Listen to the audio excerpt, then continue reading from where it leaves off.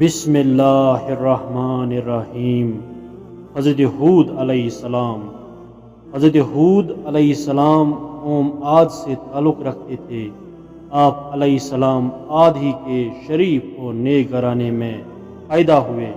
حضرت ہود علیہ السلام اللہ کی طرف سے قوم عاد کو سچائی کا راستہ دکھانے کے لیے بھیجے گئے تھے۔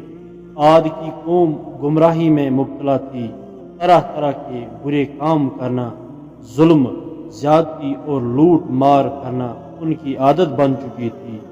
خاص کر کمزور طبقہ ان کے ظلم و زیادتی کا شکار تھا۔ غریب کاشتکاروں کی زمینیں اور ان میں پیدا ہونے والا اناج مار دھاڑ کر چھین لیا کرتے تھے۔ انہیں فصل اگانے کی بھی مہلت نہیں دیتے تھے۔ اس لیے کمزور طبقہ بھوک و افلاس میں اپنے دن گزارتا تھا۔ قوم عاد کا پیشہ کاشتکاری تھا۔ وہ زراعت کے طریقوں سے بھی اچھی طرح واقف تھے۔ اس کے علاوہ وہ پہاڑوں کی چٹانیں کاٹ کر ان پتھروں سے مضبوط عمارتیں بناتے، پہاڑ کے غاروں میں بھی رہتے تھے، پتھروں سے شکار کرتے تھے، جانوروں کو آگ میں بھون کر کھاتے۔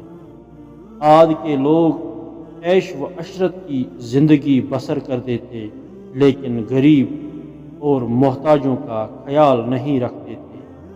بھوکوں کو کھانا نہیں کھلاتے، بلکہ ان کے پاس جو کچھ بھی کھانے کے لیے ہوتا چھین لیتے تھے۔ جو لوگ اللہ کو بھول کر پتھروں کو پوجتے ہیں، ان کے دل رحم سے خالی ہوتے ہیں۔ عاد کی قوم بھی مورتیوں کو پوجتی تھی۔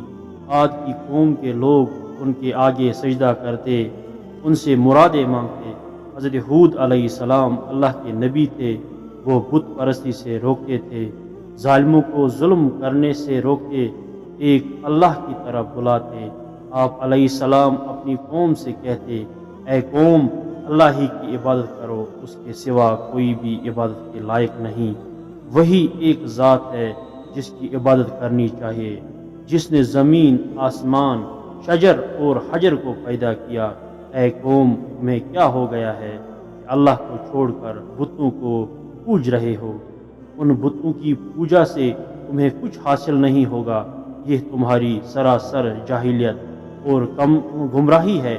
بہتر یہی ہے تم ان بتوں سے منہ موڑ لو جنہیں تم نے اپنے ہاتھوں سے بنایا ہے۔ اگر آپ کو ہماری یہ بات پسند آئی تو ہماری اس یوٹیوب چینل کو سبسکرائب کر دے، لائک کر دے اور اس ویڈیو کو شیئر کر دے۔